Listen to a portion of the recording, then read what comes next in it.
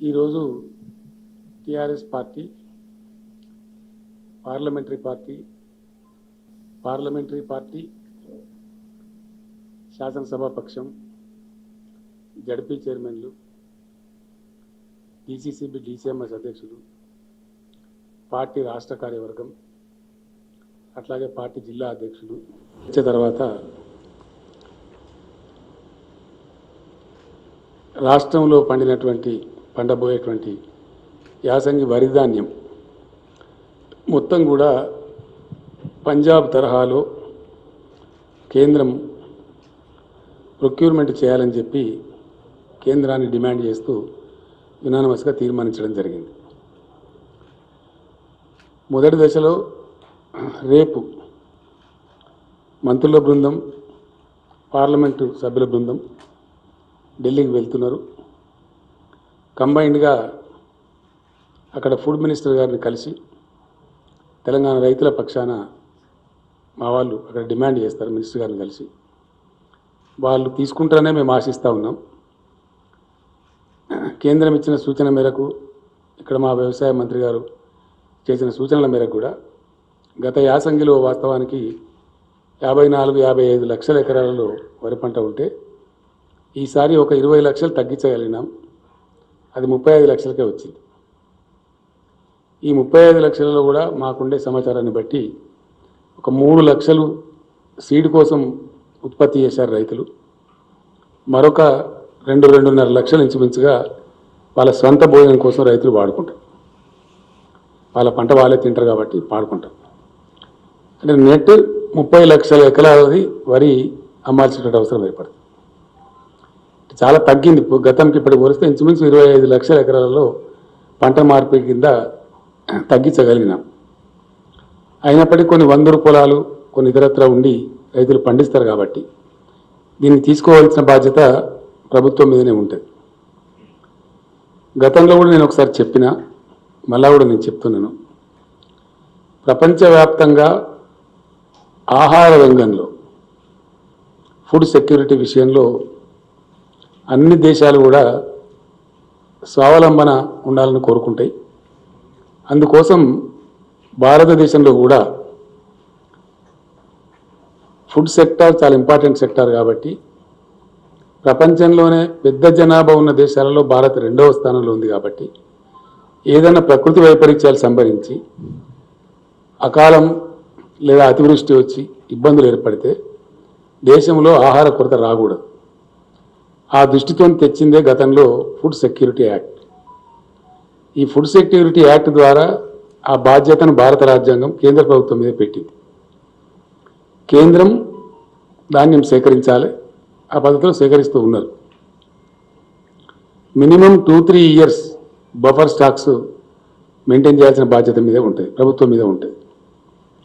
ఇందులో కొన్ని సందర్భాలలో ఒకవేళ ఎక్కువ పంట కొద్ది మొత్తంలో వస్తే అది తీసుకొని ప్రాసెస్ చేసి అందులో ఏమైనా ఒక 5,000 కోట్లు 10,000 కోట్లు 20,000 కోట్లు నష్టం వస్తే కేంద్రం భరించాలి. ఎందుకంటే ఆ బాధ్యత కేంద్రం మీద ఉంది కాబట్టి ఆ ప్రాసెస్ చేసేటువంటి పద్ధతి కేంద్రం భరించాలి. ఆ బాధ్యత నుంచి కేంద్రం తప్పించుకోకూడదు. దానికోసం మేము కేంద్రాన్ని చాలా స్పష్టంగా డిమాండ్ చేస్తూ ఉన్నాం. అనేక విషయాలలో ఇప్పుడు ఉన్నటువంటి బీజేపీ ప్రభుత్వం Ek Bharat Shreshtha Bharat, 1 nation 1 ration, 1 nation 1 policy అంటారు వాళ్ళు. మరి అట్లనే 1 నేషన్ 1 ప్రొక్యూర్మెంట్ ఉండాలి. ఆహార ధాన్యాల సేకరణ విషయంలో దేశమంతటికి కూడా ఒకే పాలసీ ఉండాలి అని మేము కేంద్రాన్ని డిమాండ్ చేస్తూ ఉన్నాం. అందులో పంజాబ్కు ఒక నీతి, గుజరాత్కు ఒక నీతి, తెలంగాణకు ఒక నీతి, ఇంకో రాష్ట్రానికి ఇంకో నీతి అనేది ఉండకూడదు. There has to be a uniform food grains procurement policy. That is what we are demanding from the state of Telangana. రెండవ విషయం ఏంటంటే ఇది రైతుల యొక్క జీవన మరణ సమస్య. రైతులు పంటలు పండిస్తారు, వాళ్ళకి అంతవరకు తెలుస్తుంది ఉండే అవకాశాలను బట్టి. కాబట్టి ఆ పంట తీసుకునే విషయంలో కాలికి పెడితే మెడకు పెడితే కాలికి దానికి ఏదో మెరమెచ్చకాలు చెప్పి తప్పించుకొని చూడడం కరెక్ట్ కాదు. పాలసీ అనేది ఒక రకంగా ఉండాలి. పంజాబ్లో కూడా గతంలో చాలా ఉద్యమాలు జరిగినాయి. ఆ రోజులలో చౌదరి చరణ్ సింగ్ గారు, దేవిలాల్ గారు, సుర్జీత్ సింగ్ బర్నాలా గారు, ఇంకా చాలామంది కర్ణాటక నుంచి ప్రొఫెసర్ నంజుండ స్వామి గారు, స్వామినాథన్ గారు తదితర పెద్దలందరూ కూడా చాలా పెద్ద ఎత్తున ఉద్యమాలు చేస్తే పంజాబ్, హర్యానా రాష్ట్రాల నుంచి 100% ప్రొక్యూర్మెంట్ చేస్తూ ఉన్నారు. 2 పంటలు చేస్తూ ఉన్నారు. ఎంత వడ్డు పడినా 100% తీసుకుంటున్నారు, ఎంత గోధుమలు పండినా 100% ప్రొక్యూర్మెంట్ చేస్తూ ఉన్నారు.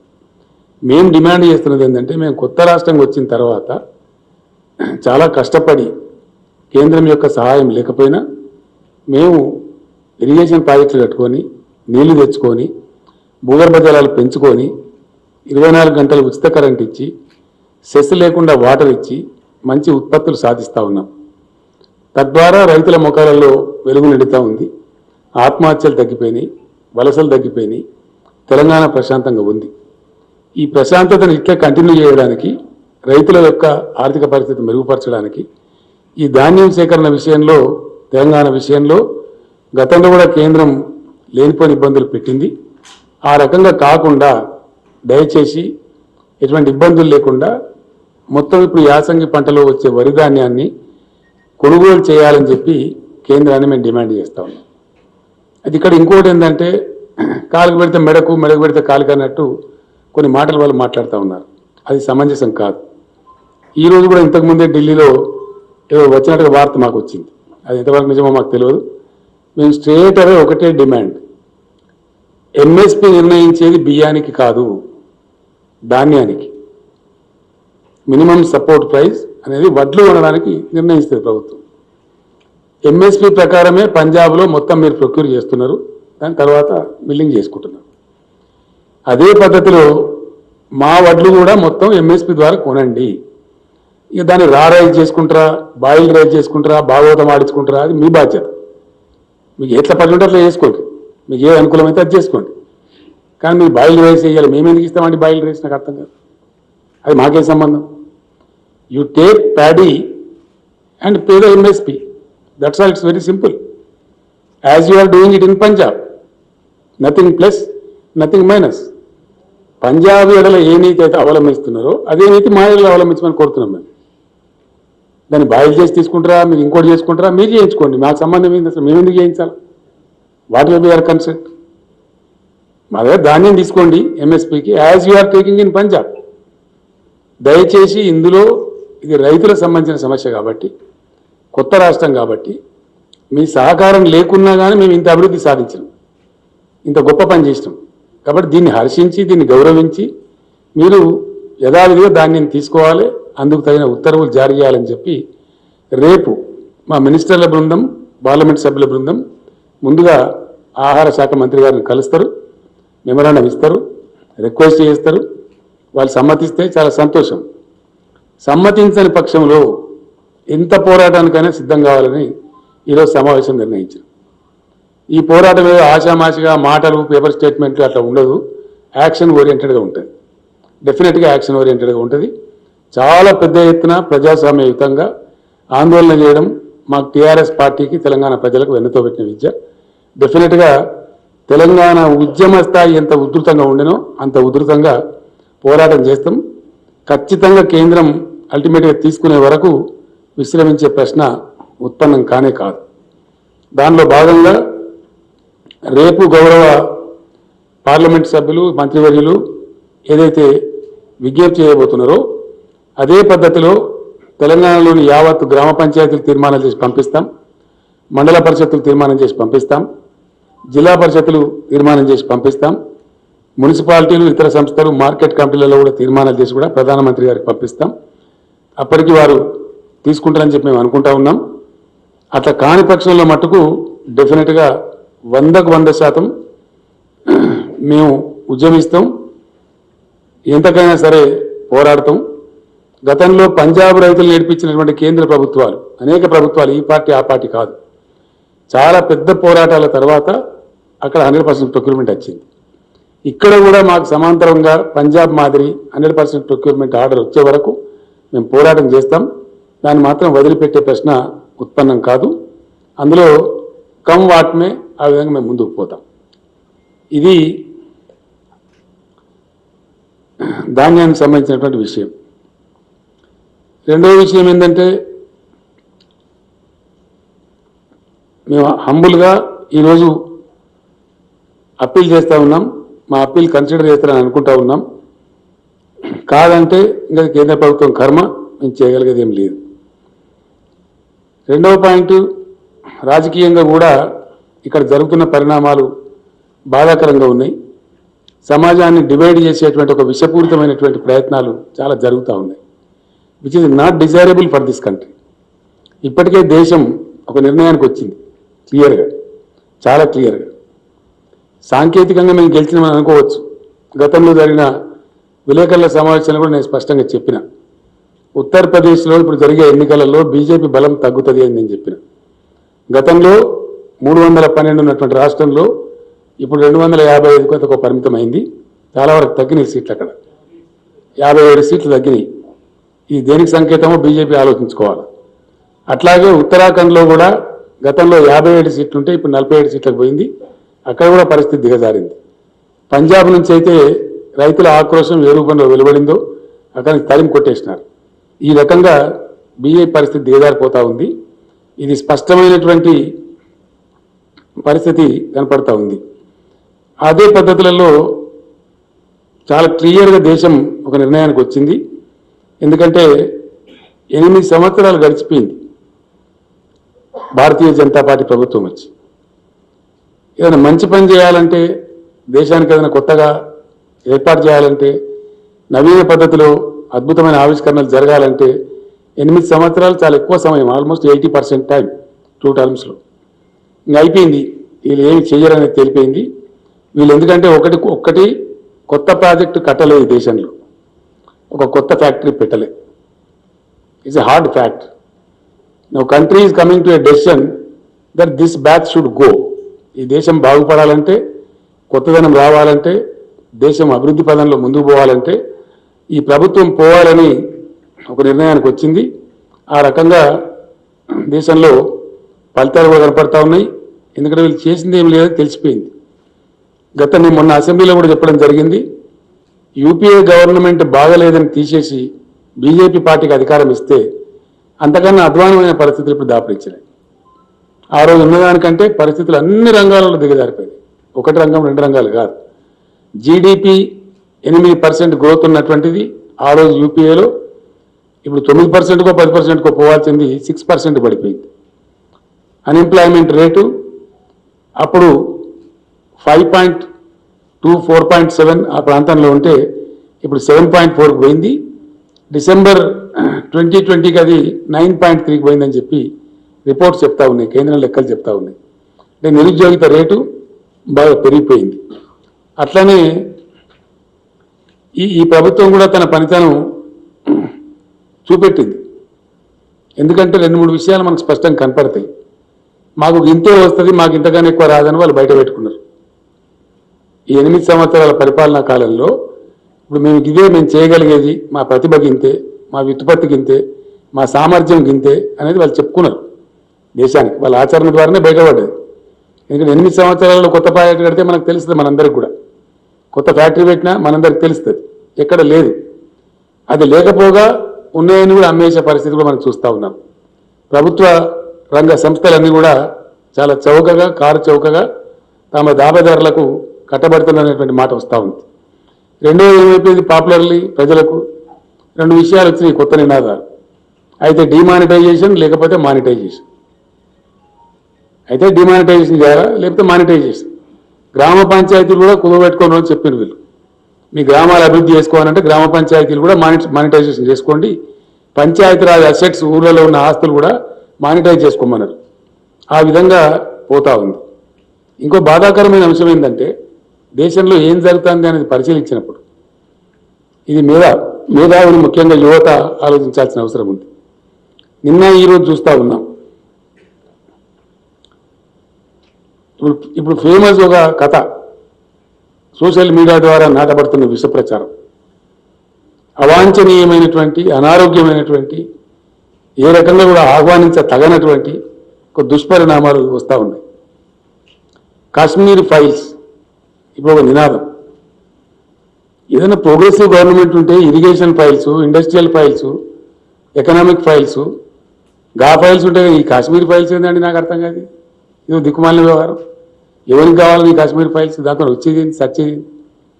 ఢిల్లీలో కాశ్మీర్ పండిట్లో చెప్తున్నారు, మాకు జరిగినటువంటి దీన్ని ఓట్ల రూపంలో సొమ్ము చేసుకున్న ఒక దుర్మార్గమైన ప్రక్రియ ఈ ప్రచారం. మాకు అసలు ఏం ఒక పైసా పనిచేయలేదు, మాకేం రిలీఫ్ రాలేదు, ఎటువంటి లాభం లేదు అని వాళ్ళు మొత్తుకుంటా ఉన్నారు. ఇప్పుడు నా దగ్గర ఉన్నాయి, సోషల్ మీడియాలో తిరుగుతూ ఉన్నాయి అవన్నీ.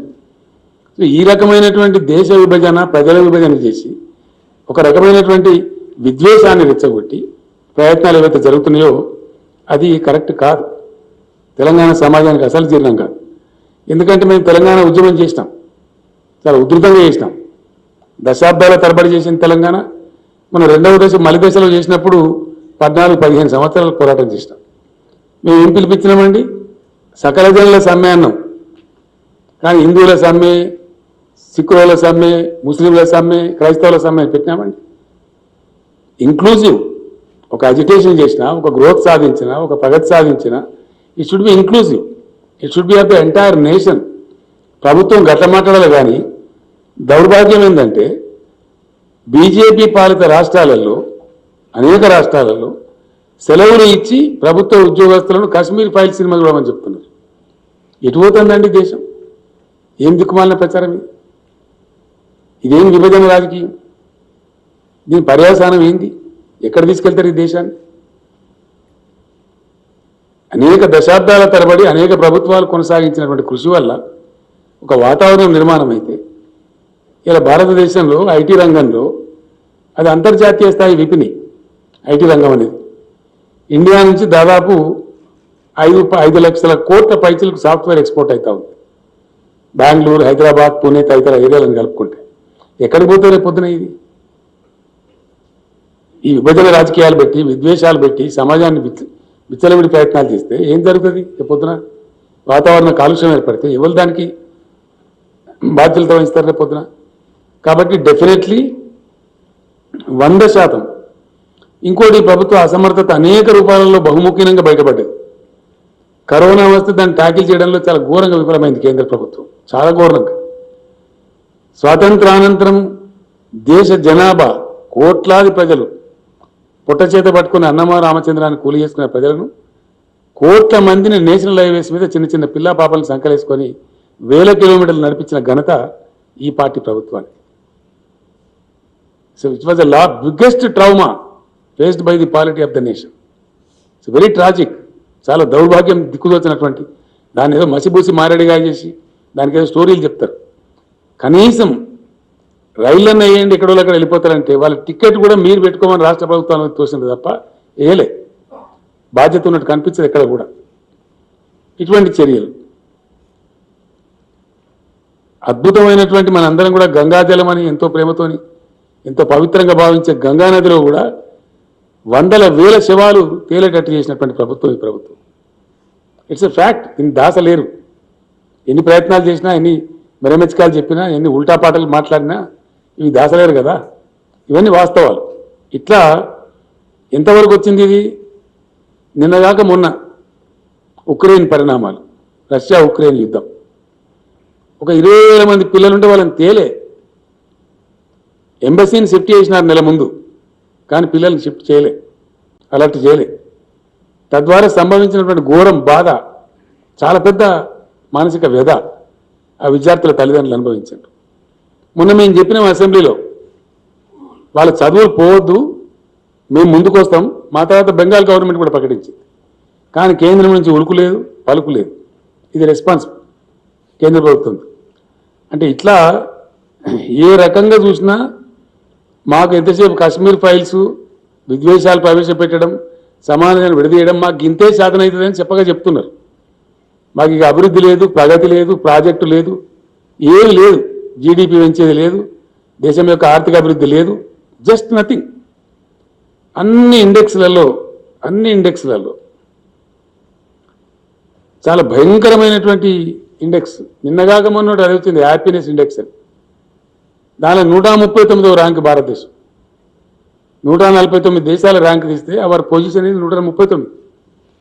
మేము అంటే ఇంకో రకంగా ఉంటుంది. కానీ గొప్ప పరువు నష్టం కేసు ఏంటంటే మన పక్కన ఉన్న భూటాన్ కంటే తక్కువ ఉంటుందా మన పరిస్థితి? నేపాల్ కంటే తక్కువ ఉంటుందా? పాకిస్తాన్, బంగ్లాదేశ్, శ్రీలంక కంటే కూడా మన పరిస్థితి తక్కువ ఉంటుందా? స్పష్టంగా కనపడుతుంది. ఇవన్నీ ఇండెక్స్లు మేము చెప్తలేం. ఇంటర్నేషనల్ బెంచ్ మార్క్స్లో ఎప్పటి నుంచో దశాబ్దాల నుంచి వరల్డ్ బ్యాంక్ కావచ్చు, ఇంకోలు కావచ్చు చేస్తూ ఉన్నారు. యూత్ అన్ఎంప్లాయ్మెంట్ ఇండెక్స్లో లాస్ట్ బట్ 1 ర్యాంక్లో ఉన్నాం మనం. 20.84 ర్యాంక్లో ఉన్నది మనం. సిరియా కంటే కూడా అధ్వానమైన పరిస్థితిలో 23.01 ర్యాంక్. ఇంత ఘోరమైనటువంటి పరిస్థితి ప్రజాస్వామ్య విలువల పరిరక్షణలో కానీ, హ్యూమన్ డెవలప్మెంట్ ఇండెక్స్లో కానీ, హంగర్ ఇండెక్స్లో కానీ ఏ రకంగా చూసినా కూడా అన్నిట్లలో కూడా దేశం పురోగమనంలో ఉంది, తిరోగమనంలో లేదు. కాబట్టి రాజకీయంగా కూడా ఈరోజు మేము తీర్మానం చేసినాం, ఈ పార్టీ తీసుకొచ్చేటువంటి దుర్మార్గమైన విధానాలను, ఈ కశ్మీర్ ఫైల్స్ అనే ఫిలాసఫీని ఇదంతా కూడా తిప్పికొట్టాలి, ప్రజలను ఎప్పటికప్పుడు చైతన్యవంతం చేయాలి. అవసరమైతే బ్రహ్మాండమైనటువంటి పద్ధతులలో దీని వ్యతిరేక ఉద్యమాలు కూడా నిర్వహించాలని చెప్పి కూడా ఈరోజు అనుకున్నాం. డెఫినెట్గా ఒక తీర్మానం ఏంటంటే స్పష్టంగా ప్రజలకు చెప్పాల్సిన బాధ్యత మా మీద ఉంటుంది. కాబట్టి 100కు 100% మా వల్ల కాదు, మా వల్ల ఇదే అవుతుంది, మాతో ఇదే కశ్మీర్ ఫైల్స్ లాంటి వ్యవహారమే అవుతుంది, ప్రతిసారి కూడా తీసుకొచ్చి పెడతాం. ఒకసారి కశ్మీర్ ఫైల్స్, ఒకసారి అదేంది పుల్వామా, ఒకసారి గొల్వామా, ఇవి తప్ప ఓ ప్రాజెక్టు, ఓ నదో, ఓ కరెంటు, ఓ 10,000 కోట్లతో ఒక ఉద్యోగమో, ఒక పరిశ్రమనో, భారీ పరిశ్రమ ఏమి లేదు. ఆ ప్రసక్తే లేదు, ఆ ముచ్చటనే లేదు. ఒక్క మాట కూడా కంప్లీట్ వాగ్దాన భంగం, కంప్లీట్. వాళ్ళు చెప్పింది ఏ ఒక్క వాగ్దానం కూడా నెరవేరలేదు. అంతా చునావుకా జుమ్లా, పక్కా చునావీ జుమ్లా. ఏ ఒక్కటి కూడా 2 కోట్ల ఉద్యోగం ఇస్తామన్నారు, లేదు. 15 లక్షల ఖాళీలను ఇప్పుడు దేశంలో, అవి నింపాలి. మేము డిమాండ్ చేస్తా ఉన్నాం కేంద్ర ప్రభుత్వాన్ని. వాటి మీద కూడా మేము ధర్నాలు చేస్తాం. అదేవిధంగా అనేక ఇష్యూలు తెలంగాణ నుంచి, ధాన్యం కానీ అయిపోదు. ఈరోజు సభలో చాలా చర్చ జరిగింది. మాది ప్రత్యేకమైన పరిస్థితి, ఎందుకంటే రిజర్వేషన్ల వ్యవహారం ఉంది దేశంలో, బాధ్యతను చెప్పవలసి వస్తుంది. రిజర్వేషన్ల వ్యవహారంలో యాక్చువల్లీ 50% కన్నా ఎక్కువ ఉండద్దు అని రాజ్యాంగం లెక్క లేదు. కానీ సుప్రీంకోర్టు ఒక జడ్జిమెంట్ ఇచ్చింది. ఆ జడ్జిమెంటు పూర్తి స్థాయిలో ఇంప్లిమెంట్ అవుతుందా దేశంలో? అయితే లేదు. తమిళనాడులో 69% ఇస్తారు, ఇంకో రాష్ట్రంలో ఇంకో % ఇస్తారు, మన దగ్గర 50% దాటద్దు అంటారు. అని నేను అడిగినాం, ప్రధానమంత్రి కూడా మేము అడిగినాం ఎక్కడ పద్ధతి అని చెప్పి. సుప్రీంకోర్టు ఇచ్చిన జడ్జిమెంట్లో వాళ్ళకు వెసులుబాటు ఇచ్చారు. ఏదైనా ప్రాంతంలో, దేశంలో, ఏదైనా రాష్ట్రంలో ప్రత్యేక పరిస్థితి సంభవిస్తే అప్పుడు ప్రభుత్వాలు పెంచుకోవచ్చు, 50% అధిగమించవచ్చు అని చెప్పారు. దాన్ని మొత్తం మేము కంప్లీట్గా కమిషన్ ఏర్పాటు చేసి, రిపోర్ట్ తెప్పించి, అధ్యయనం చేసి సమగ్రంగా పంపించినాం. శాసనసభ ఏకగ్రీవ తీర్మానం చేసి పంపించినాం. గిరిజన రిజర్వేషన్లు మేము ఆంధ్రప్రదేశ్లో ఉన్నప్పుడు పల్చబడ్డం, మేము 6%గానే పరిగణించబడ్డం. ఇవాళ మా పర్సెంటేజ్ పెరిగిపోయింది తెలంగాణ సెపరేట్ స్టేట్ కావడం వల్ల. కాబట్టి దాన్ని 10% పెట్టుకుంటామని చెప్పి పంపించినాం. ఈ రోజు వరకు కూడా దాని మీద ఉలుకు లేదు, పలుకు లేదు, ఏదో కాగితం రాసి తప్పించుకునేటువంటి పరిస్థితి, ఇట్లా ఉన్నటువంటి పరిస్థితి. అట్లనే అనేక విషయాలలో ఎస్సీ వర్గీకరణ మా రాష్ట్రంలో పెద్ద ఉద్యమాలు జరిగినాయి. మా శాసనసభ ఇక్కడి నుంచి యునానిమస్గా, అక్కడ 2 కులాలు ఉన్నప్పటికీ మేము అందరినీ కన్విన్స్ చేసి యునానిమస్ తీర్మానం చేసి పంపించినాం. ఎవరికి వచ్చే పర్సెంటేజ్ వాళ్ళకి వస్తుంది, వాళ్ళకి జనాభాను బట్టి. ఎందుకు పెండింగ్ పెట్టాలి, ప్రజలు కోరుతున్నారని చెప్పి పంపిస్తే దాని మీద కూడా ఈరోజు వరకు అతిగతి లేనటువంటి పరిస్థితి. అట్లనే బీసీల కులగణన చేయమని అడిగినాం. ఎవరికి ఏమి నష్టం ఉన్నదండి? ఎవరు ఎంతమంది ఉన్నదో తెలిస్తే వాళ్ళ పని వాళ్ళు చేసుకుంటారు, దానిలో ఇబ్బంది ఏమున్నది? దాన్ని కూడా పట్టించుకున్న పాపాన కేంద్ర ప్రభుత్వం కనపడతలేదు. ఈ విధంగా ఊరికే మాటలు, ఒక రకమైనటువంటి భేదభావాలు సృష్టించి, ఉద్వేగాలు రెచ్చగొట్టి, విద్వేషాలు రెచ్చగొట్టి, ప్రజలను ఒక రకమైనటువంటి ఉద్వేగాలకు లోను చేసి ఆ ఉద్వేగాలను రాజకీయంగా సొమ్ము చేసుకునే ఒక దుర్మార్గమైన క్రీడ ఈ దేశంలో జరుగుతూ ఉంది. ఇది సమంజసం కాదు, సమర్థనీయం కాదు. ఏ రకంగా కూడా ప్రోగ్రెసివ్ థింకర్స్ ఆలోచించే విధానం కాదు, ఆలోచించే పద్ధతి కాదు.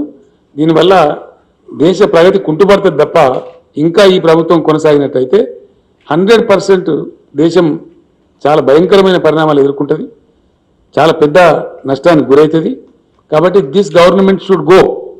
Yes, we have to pack up this government back to home.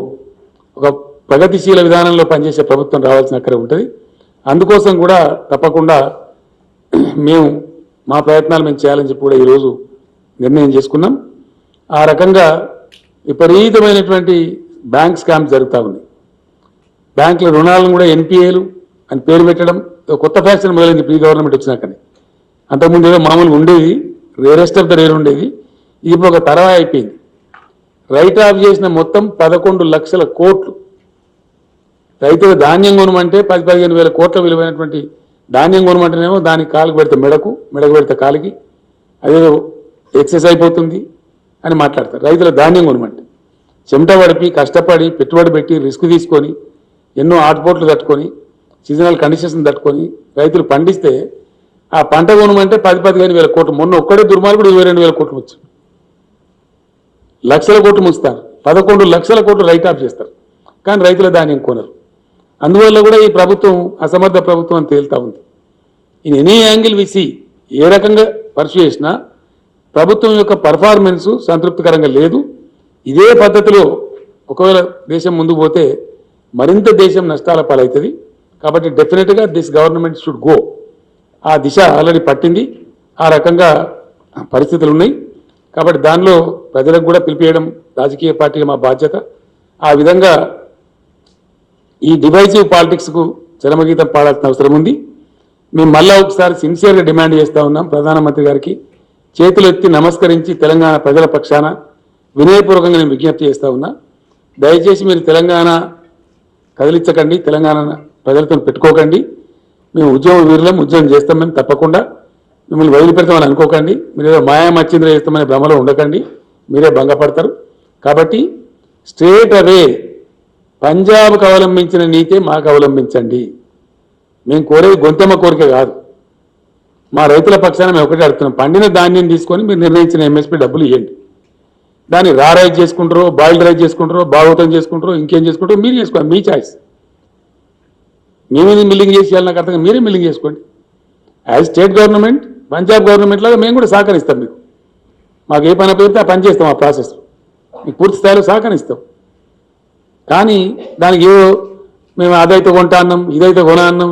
పంజాబ్లో ఏది కొన్నావు మాది అదే కొనమంటున్నాం. మేమేమంటున్నాం, పంజాబ్లో ధాన్యం తీసుకున్నావు, డబ్బులు ఇచ్చినావు, మాది కూడా ధాన్యం తీసుకో, డబ్బులు ఇచ్చి.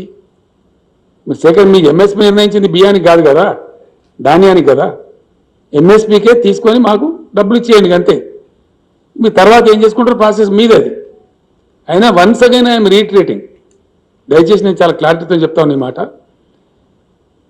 దేశ ఆహార భద్రత విషయంలో ఫుడ్ సెక్యూరిటీ యాక్ట్ కింద రాజ్యాంగబద్ధమైనటువంటి విధిని కేంద్ర ప్రభుత్వం మీద పెట్టింది మన రాజ్యాంగం. అది రాజ్యాంగ విహితమైనటువంటి మీ యొక్క ధర్మ కర్తవ్యం, మీ యొక్క విధి. ఆ విధి నుంచి మీరు ఎస్కేప్ కావద్దు. ఆ ప్రాసెస్లో ఒక సమయంలో ఎక్కువ రావచ్చు కొద్ది దాన్ని, ఇంకో సమయంలో అకాలం వస్తే ఏం చేస్తారండి? ఇప్పుడు కరోనా లాంటి జబ్బు వస్తాయని వాళ్ళు అనుకున్నామా? గ్లోబ్ అంతా కూడా ఏ జబ్బు రాలే. First time in the world corona లాంటి మహమ్మారి మొత్తం ప్రపంచాన్ని అతలాకుతలించేసి, రేపు పొద్దున కరువో కాటకమో వస్తే భారతదేశానికి ఒక వారం రోజులు అన్నం పెట్టే దేశం ఇంకో దేశానికి ఉందా శక్తి? ఒక వారం రోజులు అన్నం పెట్టే కెపాసిటీ ఉందా? పేరుకున్న దేశాలు, వాళ్ళు లక్షల జనాభా 10 కోట్ల లోపున దేశాలే దాదాపు 170-180 దేశాలు. వితిన్ 10 crores 1 crore ఉన్న దేశాలు చాలా ఉన్నాయి, లక్షల్లో ఉన్న దేశాలు చాలా ఉన్నాయి. ఏ దేశానికి కూడా ఇండియాకు ఒక వారం అన్నం పెట్టే పరిస్థితి లేదు. కాబట్టి బఫర్ స్టాక్స్ మెయింటైన్ చేయడం అనేది మీ కర్తవ్యము, మీ బాధ్యత. అది చాలా పవిత్రమైన బాధ్యత. రేపు పొద్దున పెద్ద క్రైసిస్లోకి దేశం పోతుంది. ఎక్కువ వస్తుంది కాబట్టి మేమేం చేయాలనే మాటలు కేంద్రం మాట్లాడకూడదు. మీ దగ్గర ఎఫ్సిఐ ఉంది, మీ దగ్గర గోడౌన్స్ ఉన్నాయి, మీకు మెకానిజం ఉంది, నిర్ణయాలు తీసుకునే అధికారం ఉంది. కాబట్టి మీరు ఎట్టి పరిస్థితులలో రైతులు పండించే ధాన్యం తీసుకోవాలి, కొద్దిగా ఎక్సెస్ అయినప్పుడు దాన్ని ప్రాసెస్ చేయాలి, అందులో చిన్న నష్టం వస్తే భరించాలి. అది మీ బాధ్యత. మీరు పాకిస్తాన్ రైతుల కోసమో అమెరికా రైతుల కోసమో కాదు మేము అడిగేది. భారత రైతుల కోసమే అడుగుతున్నాం, భారతదేశంలో ఉన్న రైతాంగం కోసమే అడుగుతున్నాం. దాని మీద పాలసీ చేంజ్ చేయాలా? ఎస్, ఓకే, మీరు పెట్టండి. అన్ని రాష్ట్రాల ముఖ్యమంత్రులను పిలవండి, అగ్రికల్చర్ మినిస్టర్లను పిలవండి, క్లారియాను ఖాళీ చేయండి, దేశాన్ని పంటల కాలనీల కింద విభజించండి, గైడెన్స్ చేయండి. దాన్ని మేము కూడా ఫాలో చేస్తాం అందరితో పాటు. కానీ అది ఏం లేకుండా ఆఫజాటుగా మేము ఒక దగ్గర తీసుకుంటాం, ఇంకో దగ్గర తీసుకుంటాం అంటే మీ ఇష్టం వచ్చినట్టు చేయడానికి లేదు. ఇది ప్రజాస్వామ్యం, ప్రజలకు హక్కులు ఉంటాయి, అడిగే హక్కులు ఉంటాయి, పోరాడే హక్కులు ఉంటాయి. పంజాబ్కు ఏ విధంగా, హర్యానాకు ఏ విధంగా 100% ప్రొక్యూర్మెంట్ ఉందో ఆ విధంగా మాది కూడా తీసుకోండి. ఇంకో మాట కూడా మేము విజ్ఞప్తి చేస్తూ ఉన్నాం, let there be a national procurement policy. జాతీయ స్థాయిలో ప్రొక్యూర్మెంట్ పాలసీ ఉండాలి, అది అందరికి సమానంగా ఉండాలి, ఒకటిగా ఉండాలి. అప్పుడే ధర్మం జరిగేటువంటి అవకాశం ఉంటుంది. కాబట్టి ఆ ప్రకారం చేయాలని చెప్పి కేంద్రాన్ని మేము కోరుతున్నాం. అట్లా చేయని పక్షంలో మట్టుకు చాలా పెద్ద ఎత్తున అనేక పోరాట రూపాలలో బ్రహ్మాండమైన పద్ధతిలో ఉద్యమం చేస్తాం. అవసరమైతే మొత్తం క్యాబినెట్ అంతా వెళ్ళి ఢిల్లీలో తీవ్రమైన నిరసన కార్యక్రమాలు కూడా చేపడతాం. ఇక్కడ కూడా ఉద్యమాలు నిర్మిస్తాం. మనం వెళ్ళినప్పుడు ఆ కిసాన్ నేతలు కొంతమంది నాకు కలిసినారు. తప్పకుండా మేము కూడా వస్తాం సార్, పార్టిసిపేట్ అవుతామని చెప్పినారు. జాతీయ స్థాయికి ఉద్యమాన్ని తీసుకొని పోతాం. కేంద్రాన్ని ఈరోజు ఇంకో డిమాండ్ కూడా నేను చేస్తా ఉన్నా. దేశంలో ఇప్పటి వరకు అందరికి రాజ్యాంగ రక్షణలు ఉన్నాయి, కానీ దేశానికి అన్నం పెట్టే రైతులకు ఇలా కాన్స్టిట్యూషనల్ సేఫ్టీ లేదు. ఎస్, డెఫినెట్గా ఈ దేశంలో అది రావాల్సిన అవసరం ఉంది. Let there be constitutional safety for the farmers. किसान के लिए संवैधानिक रक्षा की जरूरत है. किसानों का हकों को संविधान में शामिल किया जाए. हमारे पार्टी की तरफ से हम डिमांड कर रहे हैं, किसानों को बचाने के लिए, किसानों का गौरव बढ़ाने के लिए, किसानों को आत्मनिर्भर बनाने के लिए किसानों को संविधान रक्षा चाहिए. ये हमारा डिमांड है केंद्र सरकार के साथ. ये कोई उल्टा सुल्टा डिमांड नहीं है. इसीलिए हम कह रहे हैं कि किसानों को संवैधानिक रक्षा दो. एमएसपी के लिए हो, प्रोक्योरमेंट के लिए हो, पैदावारी के लिए हो, किसी भी चीज के लिए हो, let there be a constitutional coverage, constitutional safety to the farmers. I appeal to the Honorable Prime Minister. I appeal to the Food Minister. If you are farmer loving government, now prove your integrity. Come forward. Take the farmers into the constitutional net. Constitutional protection ఇవ్వండి. ఆ రకంగా రాజ్యాంగ సవరణ చేయండి. మీకు చిత్తశుద్ధి ఉంటే ఇదే పార్లమెంట్లో పెట్టండి కాన్స్టిట్యూషనల్ అమెండ్మెంట్కు. మా పార్టీ సపోర్ట్ చేస్తాం, దేశమంతా కూడా సపోర్ట్ చేస్తారు, హర్షిస్తారు. ఆ రకంగా చేయాలని కూడా మేము కోరుతా ఉన్నాం. Thank you. అది ఏ పర్సెంట్ మాకు సంబంధం లేదు. నువ్వు ధాన్యం తీసుకో, నీకు ఎట్లా మంచిదే అట్లా చేసుకో, మాకెందుకు ఆ బాధ. మాకు నేను ఏమంటున్నా అంటే ఒకటే మా సింపుల్ ముచ్చట, పంజాబ్లో వడ్లు కొన్నావు, మావి కూడా వడ్లు కొని డబ్బులు ఇక అంతే. ఆ బియ్యం కథ దయ్యం కథ మాకెందుకండి, మాకెందుకండి? Why do I bother for that? As you have done in Punjab, do it in Telangana, that's all.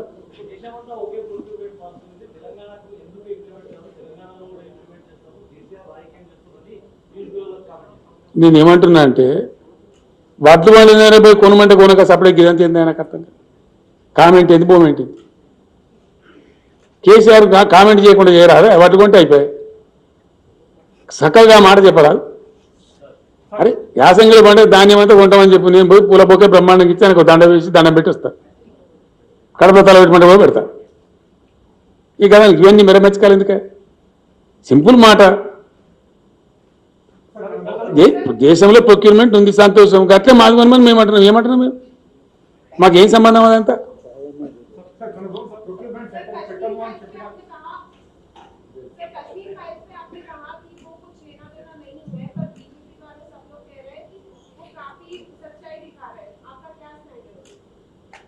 मैं समझा नहीं आपका क्वेश्चन. बीजेपी वाले और सारे बीजेपी पार्टी, चाहे वो सेंट्रल गवर्नमेंट हो या फिर स्टेट में बीजेपी हो, वो सारे लोग कश्मीर फाइल्स मूवी को सपोर्ट कर रहे हैं. आपने कहा उसका हम भी सपोर्ट कर रहे हैं, हम उसको उल्टा नहीं बोल रहे. बात यह है कि कुछ करो उनके लिए ना, वो कश्मीर पंडिट्स के लिए जो दिल्ली में पड़े हुए हैं. खाली मीठी मीठी बातें क्यों बोलते हो? What is your priority? Hindu धर्म को बेच के आप वोट कमाने का चक्कर चला रहे हो, इसी को हम काट रहे हैं. हम क्या चीज काट रहे हैं? कहीं फाइल्स हो तो क्या फाइल्स होना चाहिए? ट्राइबल के फाइल्स के बारे में सोचो, इरिगेशन फाइल्स के बारे में सोचो, इकोनॉमिक फाइल्स के बारे में सोचो, जीडीपी के फाइल्स के बारे में सोचो, देश के आर्थिक उन्नति के लिए सोचो। वो फाइल्स के लिए नहीं है। खाली धर्म के नाम पे राजनीति चलना ये कहां तक सही है? 100% कर रहे, बिल्कुल वो कह रहे, इससे बढ़कर हमसे कुछ होता ही नहीं है बोल रहे। इसमें शर्माने क्या बात है, छुपाने क्या बात है? वो तो खुलेआम कह रहे हमारे पास यही कश्मीर फाइल्स होता, पुलवामा होता, पाकिस्तान होता, हम किसी को राक्षस बताते, इसके नाम पे तुम वोट दो, यही तो कह रहे हैं ना वो लोग सुबह शाम। जो देश के हित में अच्छा नहीं है, इसमें क्या गलती है?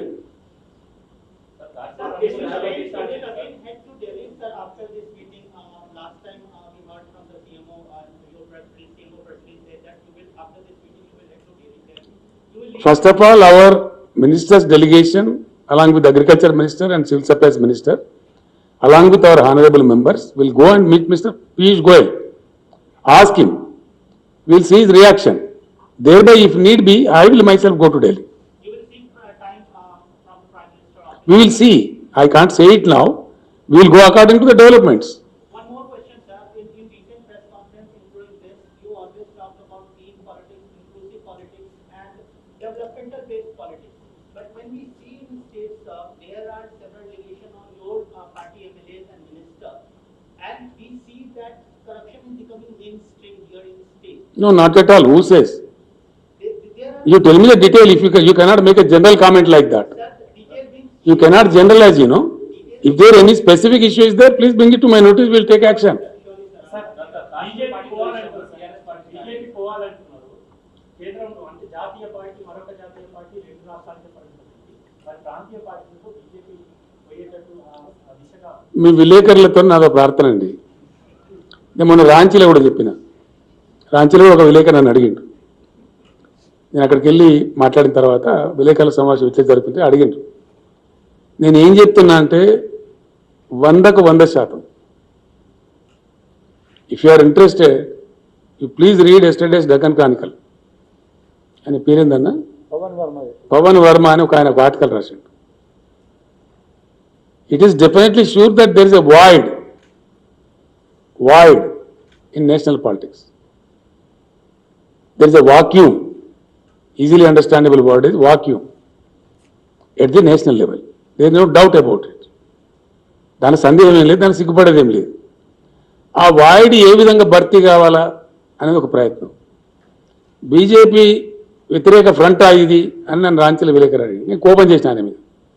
ఇది బీజేపీ వ్యతిరేక ఫ్రంటా, ఎల్ఏ వ్యతిరేక ఫ్రంటా, మలే వ్యతిరేక ఫ్రంటా కాదు. సారీ, భారత ప్రజల అనుకూల ఫ్రంట్, భారత ప్రజల మేలు కోరేటువంటి రాజకీయ ప్రక్రియ, రాజకీయ వ్యవస్థ రావాలని మేము కోరుతున్నాం. అది ఏ రూపంలో వస్తుంది అనేది మీరు వేచి చూడాలి. కొద్దిగా మీరు కొద్దిగా అర్జెంటుగా ఆయనత రాసి ఆయనత భంగపడకుండా డెఫినెట్లీ వస్తుంది. I'm telling, as KCR I'm telling, with all the tallest experience I have, with the 50 years of my political experience, I am telling, some very good alternative to all this will come. You will see it. Yes. అరే ఆగా గంట ఆగమెందుకు అవుతుంది? నేను చెప్తున్నా, నువ్వు అరిచి పెడుతున్నావు ఎందుకు? అంత తొందర ఎందుకు పడుతుంది? అద్భుతమైనటువంటి పద్ధతిలో కొత్త జాతీయ పార్టీ రావచ్చు కదా. రావుడుగా ఏమైనా టేకదారులు ఉన్నారా? There is a scope. So what comes let us see. ఇప్పుడు ఏం please here me. Now the process has begun. What is happening in India? There were hopes about the UPA government. They failed in delivering. Thereby the people got upset and replaced UPA by BJP, hoping that Mr. Modi will deliver. Mr. Modi has utterly failed. And it is clear by now that we cannot deliver more than this. They made it. It is very clear before the nation. People may not tell, but I am telling. I am dare enough to say. Because it is a fact. Fact always remains a fact. Fact can never be undermined. మేము ఇంతకన్నా ఇంకా మీకు delivery చేయలేము అని ఇప్పుడున్న ప్రభుత్వం తేటతెల్లంగా చెప్పింది మనకు. లాస్ట్ మీటింగ్లో నేను చెప్పిన, కొందరు గ్రహించవచ్చు, కొందరు గ్రహించకపోవచ్చు. 8 బడ్జెట్లు ప్రవేశపెట్టబడ్డాయి. ఏం జరగలేదు ఈ దేశంలో. ఏం జరిగిందంటే జరిగితే మనకు తెలియదా? మనం రామా ప్రజలలో లేమా? మనం ఓ కరెంట్ రంగమా, నీటిపారుదల రంగమా, ఏ రంగంలో జరిగిందండి? ఆర్థిక అభివృద్ధి జరిగిందా? ఏ రంగం అభివృద్ధి జరిగిందండి? అన్ని కిందికి పోతున్నాయి, నివేదికలు చెప్తున్నాయి. ప్రజాస్వామ్య విలువలు ముఖ్యమైపోతున్నాయి, శాంతి భద్రతలు తగ్గిపోతున్నాయి, ఆకలి చావులు పెరుగుతున్నాయి, నిరుద్యోగం పెరుగుతుంది, 15 లక్షల ఖాళీలున్నాయి గవర్నమెంట్లో, అది భర్తీ చేస్తలేదు. ఇవన్నీ ఫ్యాక్ట్స్ కదా. మేము డెలివరీ చేయగలిగేది గింతే అని ప్రభుత్వం చెప్పింది. కాబట్టి మార్పు రావాల్సిన అవసరం ఉంది. దీనిలో ఏమి అరమరికలు ఇవ్వండి. It's very clear and it's democracy. అది మాట్లాడుతున్న తప్ప అన్నట్టు అట్లా మాట్లాడకూడదు అన్నట్టు మాట్లాడితే ఎట్లా? తప్పకుండా ఈ దేశంలో పరివర్తన రావాల్సిన అవసరం ఉంది, భారీ పరివర్తన రావాల్సిన అవసరం ఉంది, స్ట్రక్చరల్ చేంజెస్ రావాల్సిన అవసరం ఉంది. ఎస్, డెఫినెట్గా చాలా స్ట్రక్చరల్ చేంజెస్ రావాలా. 75 సంవత్సరాలలో కూడా చాలా అనామలీస్ ఉన్నాయి, చాలా అనామలీస్ పెండింగ్లో ఉన్నాయి, చాలా విషయాలు ఉన్నాయి. అవన్నీ చర్చకు పెడితే వస్తాయి అవన్నీ. కాబట్టి ఇప్పుడు దేశం అర్థం చేసుకున్నది. UPA has miserably failed, it was replaced by BJP and BJP has more miserably failed. UPA కన్నా అధ్వానంగా ఫెయిల్ అయిపోయింది. ఫెయిల్ కావడమే కాకుండా వీళ్ళు విద్వేష రాజకీయాలు తెస్తున్నారు. యూపీఐలో అది లేకుండా అట్లీస్ట్ వీళ్ళు ఒక ద్వేషం, విద్వేషం రోజు పొద్దున్న లేస్తే అది ఎన్నిక వస్తుందంటే ఒక కథ, ఒక ఉద్వేగ పరిస్థితి క్రియేట్ చేయాలి, దాన్ని ఎన్కాష్మెంట్ చేసుకోవాలి. ఏం ఉపన్యాసాలు వింటున్నామండి ఈ దేశంలో? ఎన్నికల మాట్లాడే ఉపన్యాసాలేనా? ఒక చెన్నారెడ్డి గారు మసీదు పక్కన నిలబడి పంచిండని చెప్పి చేసి మాట్లాడిందని చెప్పి 6 ఏళ్ళు బార్ చేసింది, ఆయన డిబార్ చేశారు, ఆయన సభ్యత్వం తీసేశారు మన రాష్ట్రంలో. ఈరోజు నిన్నగాక మన ఉత్తరప్రదేశ్లో ఏందండి, ఏమేం జరిగింది? మాకు ఓటు అయిపోయింది, నేను ఫలానా మతం అని పేరు పెడతాం. ఈ భాష ఉపన్యాసాలు చెప్తున్నారు. ఇది వాంఛనీయమై దేశంలో? ఈ పద్ధతేనా? ఫ్రీ విల్ ఉందా కంట్రీలో? ఉంటుందా? ఇదే పద్ధతి కొనసాగచ్చునా? It's not correct, not at all correct. చాలా దుర్మార్గపూరితమైనటువంటి ప్రచారాలు జరుగుతున్నాయి. అది ఎంతవరకు మంచిదండి? దేశాన్ని ఎక్కడ తీసుకుపోతుంది? ఎవరు మేలు కోరుతుంది నాకు అర్థం కాదు. ఎవరు మంచి జరుగుతుంది? మీ విలేకరులు మాత్రం వాంఛిస్తుందా ఈ పరిస్థితిలో ఉండాలని? హైదరాబాద్ ప్రశాంతంగా ఉండన్నా, విద్వేషాలు రావన్నా? హైదరాబాద్లో పిల్లలకు ఉద్యోగ అవకాశాలు పెరగన్నా, ఉన్న ఉద్యోగాలు ఊడిపోవన్నా? హైదరాబాద్ పెట్టుబడులు వచ్చేది బంద్ కావన్నా, పెట్టుబడులు పడతా పెరగన్నా? Come on decide. That is what we are demanding. China నుంచి అనేక పరిశ్రమలు పోతున్నాయి, ఎందుకు వస్తలేవండి భారతదేశం? ఎందుకు ఆకర్షించలేకపోతున్నాం? What is the reason? లక్షల కోట్ల పెట్టుబడులు తల్లిపోతా ఉన్నాయి చైనా నుంచి. Why India not able to attract? Who will answer this? ఇట్లా 1,00,000 ఉన్నాయి. నేనేమంటున్నా అంటే విలేకరు సోదరులతో ఒకటే మాట, డెఫినెట్లీ నేను మీకు చెప్పిన చాలా స్పష్టంగా ఇప్పుడు కూడా చెప్తున్నా, మాకు నీతి నిజాయితీ ఉందండి, ధైర్యం ఉంది, ఏం చెప్పినా స్పష్టంగా చెప్తాం, అరమరికలు ఉండయి, అట్లాంటి అవసరం లేదు. 100కు 100% నేను కీలక భూమిక పోషిస్తా అని చెప్పిన. జాతీయ రాజకీయాలలో బహుముఖీన పరివర్తన, స్ట్రక్చరల్ చేంజెస్తో కూడినటువంటి, మీరు రాసుకోవచ్చు, బేసిక్ స్ట్రక్చరల్ చేంజెస్తో కూడినటువంటి పరివర్తన రావాల్సిన आवश्यकता ఉంది. मैं हिंदी में भी बोलूंगा हमारे हिंदी मित्रों के लिए कि इस देश में भारी परिवर्तन आने की बहुत ही जरूरत है, इसलिए कि यूपीए सरकार से निराश होकर हम जिस ढंग से बीजेपी को जिताए हैं, उन्होंने बता चुका है उनका रंग, उनका डिलीवरी क्या है, उनका कैपेसिटी क्या है, ये देश के सामने आ चुका है. और दूसरा एक बुरा चीज आ रहा है, कश्मीर फाइल जैसे कोई भावुक बना के लोगों को धर्म को बेच के वोट कमाने का एक राजनीति साफ दिखने को मिल रहा है. हर चुनाव के दरमियान कुछ ना कुछ आ जाता है, कुछ एक तमाशा करते हैं, कुछ एक ड्रामा करते हैं. ये बात ठीक नहीं है. और दूसरा बात यह है कि भाजपा सरकार के 8 साल का सरकार में किस चीज में देश की उन्नति हुई है? किस चीज में? कोई एक चीज बताते मुझे. सारे इंडेक्स देखिए, केंद्र सरकार के आंकड़े देखिए. हम ये बात छुपा के थोड़ी बोल रहे हैं. ये बात सही है कि हमारा बहुत अच्छा तरक्की हुआ, विकास हुआ तेलंगाना में. देश के विकास नहीं होने की वजह से हम भी मारे गए, तेलंगाना भी मारा गया. मैंने असेंबली में भी कह दिया ये बात कि 11.5 लाख का हमारा जीएसडीपी है, हमारे बराबर का भी अगर केंद्र का परफॉर्मेंस रहता तो हमारा जीएसडीपी 14.5 लाख करोड़ होना चाहिए था। 3 लाख करोड़ का नष्ट हुआ केंद्र के नाकामी से, केंद्र के नॉन परफॉर्मेंस से। Yes, I am telling this as a chief minister, as an authority, it's a fact. దేశం నష్టపోతా ఉంది, మేము నష్టపోయినాం. కాబట్టి మార్పు రావాలి, పరివర్తన జరగాలి, తప్పకుండా ప్రయత్నం జరగాలని కోరుతా ఉన్నాం. ఆ ప్రయత్నం ఏంది? ఆ ప్రయత్నంలో కేసీఆర్ అద్భుతమైన పాత్ర పోషిస్తాడు, అందులో ఎవరికి అనుమానమే అవసరం లేదు. కొంతమంది పాపం వాళ్ళోలు విలువలు నియాల కొన్ని ఏంటి అవి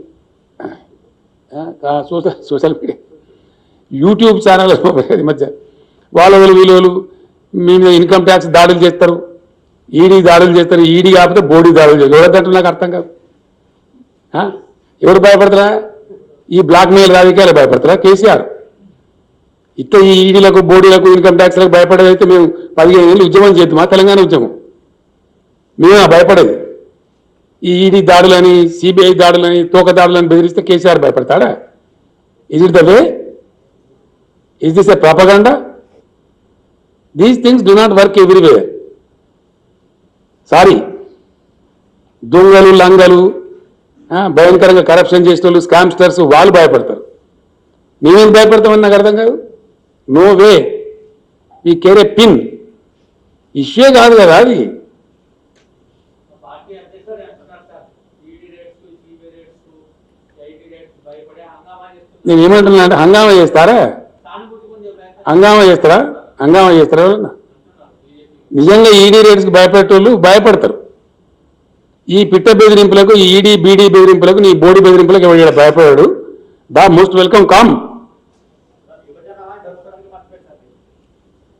సార్, ప్రొక్యూర్మెంట్ సెంటర్స్ మనం పెట్టము అని ముందే చెప్తాం సార్, అయినా రైతులు ఇంత పెద్ద ఎత్తున పంట పండించారు.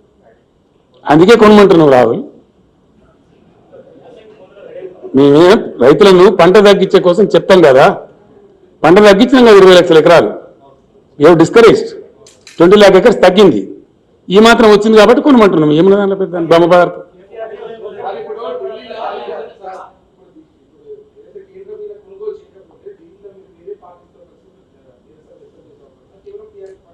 మేము ఏం చేయాలో ఇప్పుడు మీకు చెప్తామండి. అన్ని చెప్పినా కానీ రాష్ట్రం ఏముంది? ఏమేం చేయాలో చేస్తాము. ఇండియా గేట్ దగ్గర కొంచెం వైపు వస్తాం. వడ్లు కూడా పోయామా? డెఫినెట్గా పోస్తాం. Yes please.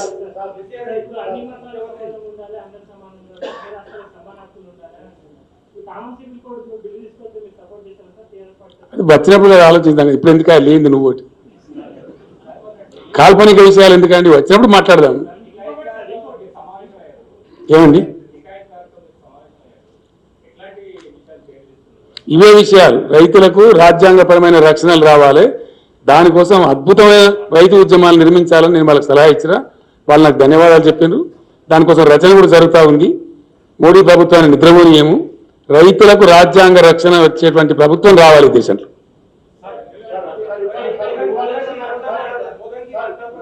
एक मिनट बैठे रहो. किसमें भाई? यही तो है ना तमाशा. शिवाजी महाराज को लाओ, कहीं कोई महाराज को लाओ, बिठाओ, परमिशन मत लो. म्युनिसिपालिटी का क्या गुंडागिरी है? नहीं, क्या गुंडागिरी है क्या? नहीं, गुंडागिरी करना चाहिए था क्या? कहीं कोई चीज लाओ, रखो, खड़ा करो, हंगामा करो, ये तमाशा है क्या? कौन मना करता? शिवाजी महाराज के कौन रिस्पेक्ट नहीं करता इस देश में? सबसे ज्यादा आदर हम करते हैं, क्यों नहीं करेंगे? बाज़ाब्ता लो, परमिशन लेकर रखो. 6 फीट का नहीं तो 60 फीट का रखो. कौन मना कर रहा है? शिवाजी महाराज के नाम पे राजनीति मत करो. शिवाजी अगर रहता तो खुदकुशी कर लेता इस पे.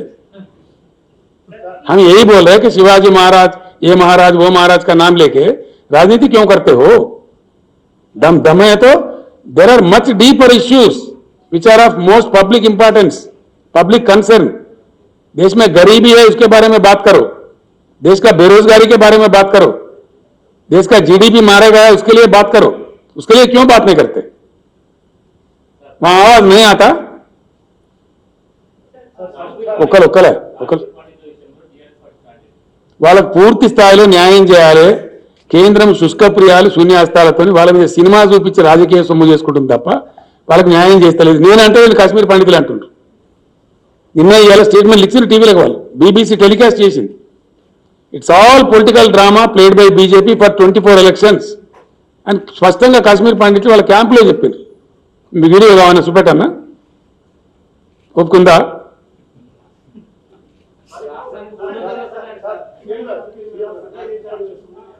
We are hearing that you met Prashant Kishore, the political strategist, and would you like to share some detail related to that meeting, whether TRS party? ऐसा है, हम कोई काम करते हैं ना खुल के करते हैं, चोरी छुपे नहीं करते, ठीक है? प्रशांत किशोर से मेरा पूरा चर्चा हो रहा है. पूरे देश में परिवर्तन लाने के लिए प्रशांत किशोर मेरे साथ मिलकर काम कर रहे हैं. इसमें किसको क्या अड़चन है? क्या अड़चन है भाई? क्यों रो रहे? प्रशांत किशोर को बाम जैसा देख रहे? क्या बात है? इतना डर क्यों लग रहा है प्रशांत किशोर से? यस, प्रशांत किशोर మాతో కలిసి పనిచేస్తున్నాడు, తప్పేందండి? చేయకూడదా? ప్రశాంత్ కిషోర్ దగ్గర ఓ ఆర్ట్ ఉంది, ఆయన డీప్గా సర్వే చేసి చెప్తాడు, పీపుల్స్ పల్స్ పట్టుకుంటాడు. ఐపాక్ అనే సంస్థ పెట్టింది బాధ్యతగా. అని రహస్యమా? మళ్ళీ ఎట్లంటే నేను ఏమంటున్నా అంటే ఆయన రహస్యమా?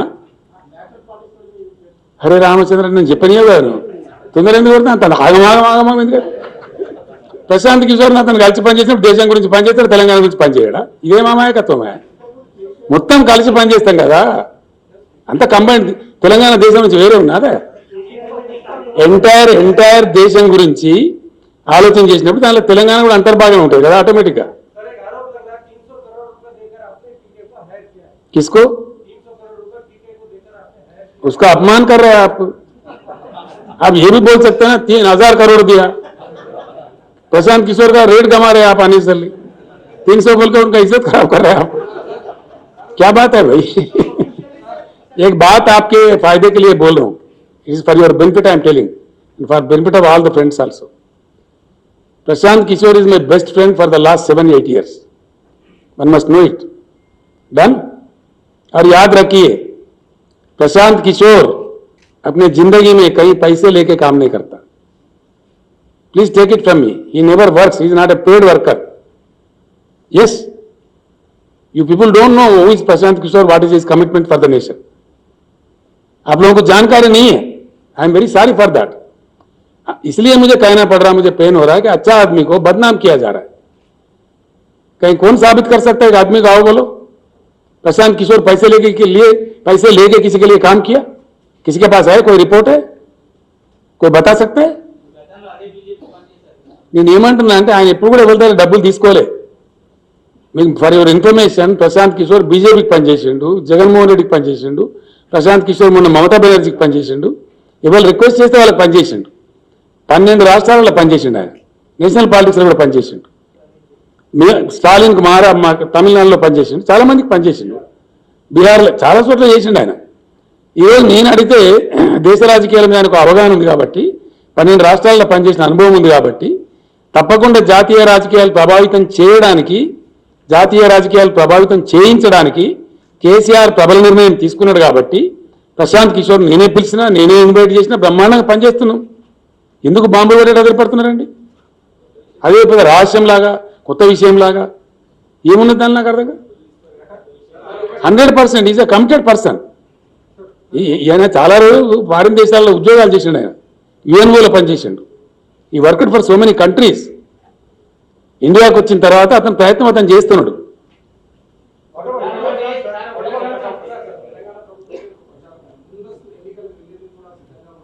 నేను ఏమంటున్నా అంటే, మేము స్పష్టంగా ఉంటాం, అస్పష్టంగా ఉండం. 600 ముందస్తు ఎన్నికలకు వెళ్లే ప్రశ్న లేదని మొన్ననే చెప్పిన నేను, మళ్ళీ ఇప్పుడు కూడా చెప్తున్నా. పోయినసారి నేను అసెంబ్లీని డిజాల్వ్ చేసిపోయినా, అది కూడా చెప్తున్నా. Yes, there was a need at that time. ఎందుకు? మేము ప్రారంభించిన పథకాలు, మేము ప్రారంభించిన ప్రాజెక్టులు మళ్ళా మేమే ఉండి పూర్తి చేయాల్సిన అవసరం ఉండే కాబట్టి, మళ్ళా టీఆర్ఎస్ గవర్నమెంట్ ఖచ్చితంగా రావాల్సిన అవసరం ఉండే కాబట్టి, కరెక్ట్ టైంలో నేను ఇంటెలిజెంట్గా డెసిషన్ తీసుకొని I came back with 88 seats, right? ఇప్పుడు ఆ అవసరమే లేదు, అన్ని పరిపూర్ణంగా కంప్లీట్ అవుతున్నాయి. ఇప్పుడు పాలమూరు ఎత్తిపోతల పథకం కంప్లీట్ కావాలి, సీతారామ పథకం కంప్లీట్ కావాలి, మేము పెట్టిన లిఫ్ట్ ఇరిగేషన్ స్కీములు కంప్లీట్ కావాలి, తెలంగాణ ఇంకా ధాన్యం ఎక్కువ పండించాలి, తెలంగాణకు ఇంకా ఐటీ పెట్టుబడులు ఎక్కువ రావాలి, ఇంకా పరిశ్రమల పెట్టుబడులు రావాలి. ఆ ప్రయత్నాలు మా టర్మ్ ఎండ్ దాకా కూడా ఇప్పుడు కొనసాగిస్తాం, మధ్యలో భంగం చెయ్యం. రైట్? ఎవరైనా ఆసుకుంటే అట్లా అనుకుంటే పాపం తెలియక తెలిసి తెలియలేక అనుకుంటే మేము చేయలేము. ఆ మాట్లాడేవాళ్ళు కూడా ఎందుకు కొరగాని వాళ్ళు ఇక్కడ ఏ రకం కూడా ఏమి స్థాయి లేని వాళ్ళు, వాళ్ళకి ఇక్కడ పాత్ర లేదు, మను లేదు, నెత్తి లేదు, కత్తి లేదు, ఊరికే ఏదో అరుస్తూ ఉంటారు బదాల మీద. దాన్ని మేము పడుచుకోన్నా, ఎవరు ఏదో కలగని చెప్పుకుంటారు. ఎల్లుండి ఎలక్షన్ అయితే తయారుగా అవుతుంది, అట్లా అవుతుందా నాకు అర్థం కాదు.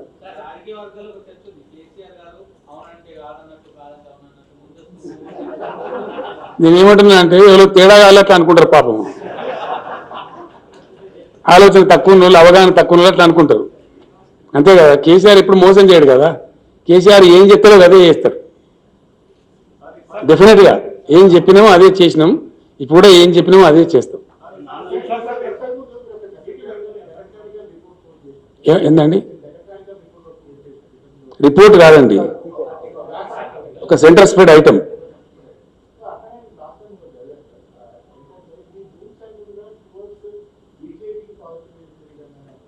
ఏంది ఇవాళ చెప్పింది ఆయన కథ, ఇవాళ రాసింది చెప్పి ఇక్కడ రాసింది. ఈ డోంట్ నో అంటే నేనేం చెప్పాలి కదా, నీకే డోంట్ నో అన్నాడు కదా, నీకు డోంట్ నో అన్నాడు దాదా క్వశ్చన్ చెప్పండి. నేను మళ్ళీ చెప్తున్నా మీకు, మొట్టమొదటిసారి మేము 63తో గెలిచినాం, మొన్న 88తో గెలిచినాం. రైట్? ఈసారి మేము 95 నుంచి 105 మధ్య ఉంటుంది మా సీట్ల సంఖ్య. You write it please, for God's sake. 95 to 105 మధ్య గెలుస్తాం మేము. మీకు ఒక 25 days తర్వాత ఒక రిపోర్ట్ కూడా ఇస్తాను నేను, మీరే ఆశ్చర్యపడతారు. ఎస్, ఒక ఈ మధ్య వినండి, మీరు అడిగి పూర్తిగా చెప్పాలి కదా. Our seats are going to be 95 to 105 మధ్య ఉంటాయి. నిన్ననే నాకు లేటెస్ట్ రిపోర్ట్ వచ్చింది, 3 డిఫరెంట్ సంస్థలు చేసిన సర్వే. వాళ్ళు 30 సీట్లు సర్వే చేశారు, 29 మేము గెలుస్తున్నట్టు 0.3% తోని ఒక సీట్ పోతున్నట్టు వచ్చింది. జస్ట్ 0.3, 1%. అంటే ఏందని అర్థం? 30లో ఒక సీటు పోతే 120లో 4 పోతాయని అర్థం. 30కి 1 అంటే that is going to the result, take it from మీ.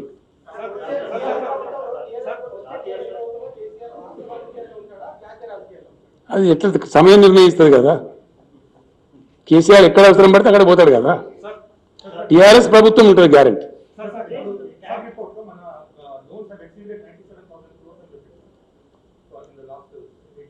ఏ కాగా నాకు అర్థం, నీ సపరేట్ కాగేమని ఉందా నీ దగ్గర? We are much below the allowed 25%. I made it very clear in the state assembly.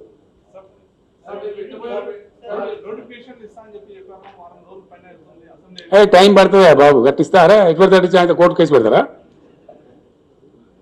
80,000 ఉద్యోగాలు నింపుతామన్నాం, నింపి తీరుతాం గ్యారంటీగా. Don't be hasty. అది నాకెట తెలిసి నాకు అర్థం కాదు. నేను ఏమంటున్నా అంటే, నేను వేదిక పెడతానా, ఫ్రంట్ పెడతానా, పార్టీ పెడతానా, నాకే సరిగ్గా తెలియదు ఇప్పటికి. You see discussions are under way, క్లియర్గా చెప్తున్నాను, నేను అనుమానం అక్కర్లేదు. ఇప్పుడు ఎట్లా ఉంటుందంటే, కల్పన లేని వాళ్ళు ఉంటారు, అవగాహన లేని వాళ్ళు ఉంటారు. For your information I'm telling, TRS party పెడుతున్నప్పుడు నా పాత మిత్రులు కొందరు వచ్చిన క్లాస్మేట్స్ ఏమవుతుందని అడిగినారు. పంచాయతీరాజ్ ఎలక్షన్ లాంచింగ్ ప్యాడ్గా నేను పోతున్నాను చెప్పాను. అంటే ఎప్పుడు పెడతావు పార్టీ అని అడిగాను. సుప్రీంకోర్టులో కేసు పెండింగ్ ఉంది, 2001 సంగతి అని చెప్పి, దాని జడ్జిమెంట్ని అనుసరించుకొని నేను పెడతా అని చెప్పి నేను వెయిట్ చేస్తున్న సుప్రీంకోర్టు జడ్జిమెంట్ వచ్చింది. అప్పటికే టీఆర్ఎస్ జెండా, టీఆర్ఎస్ ఫస్ట్ క్యాసెట్ అన్నీ రెడీ చేసి నేను బీరువాల పెట్టి తాళం వేసి పెట్టాను. ఇది బయట చాలా మంది తెలియదు. రైట్? సుప్రీంకోర్టు జడ్జిమెంట్ వచ్చిన మరుక్షణం నేను కొంత పద్ధతి పాటించే మనిషిని కాబట్టి అయ్యగారులను అడిగి ముహూర్తం తెలుసుకొని నిర్ణయం ఖరారు చేసి పెట్టేసాను. ఆ టైంలో నా ఫ్రెండ్స్ వచ్చారు, వచ్చి ఇదంతా సినిమా చూపించినట్టుంది, నువ్వు పార్టీ పెట్టుడు, పంచాయతీరాజ్ ఎలక్షన్ పోటీ చేసుడు, నీకు అభ్యర్థులు దొరకడు, నువ్వు గెలుచుడు ఉంటుంది అన్నారు. అంటే నేను చెప్పిన పాలిటిక్స్లో ఎప్పుడు కూడా పనిచేసేది ఏంటి? Trend, situation and equation. మీరు ఏమైనా రాసుకుంటారంటే రాసుకోండి. పాలిటిక్స్లో ఆల్వేస్ అన్నిటికన్నా ఎక్కువ ప్రభావితం చూపించేది trend and equation and situation.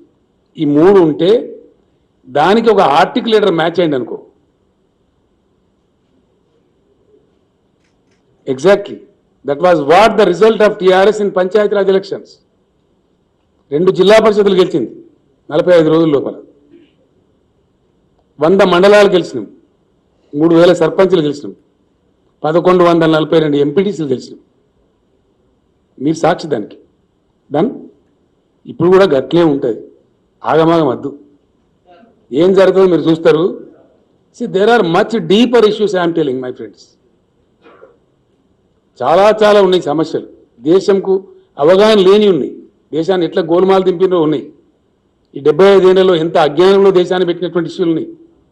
చాలా పరిశాన్ అవుతారు మీరు అవి బయటకు వచ్చినాడు. కాబట్టి తొందరద్దు. Things are under way, things are under process.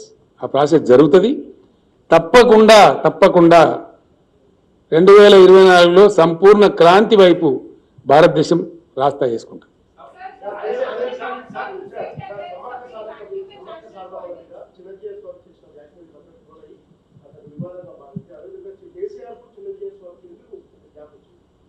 Gap వచ్చిన నీకెవరు చెప్పిండ్రా? నీకెవరు చెప్పింది నాకు అర్థం కాదు. విచిత్రంగా లేని గ్యాప్ నువ్వెట్లా మాట్లాడుతుంది? ఊహించుకొని నువ్వు గ్యాస్ పెట్టుకొని నన్ను అడిగితే నేను చెప్పాలా?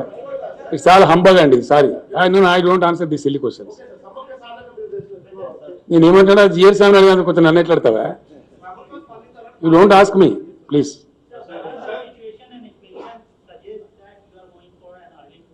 What is that?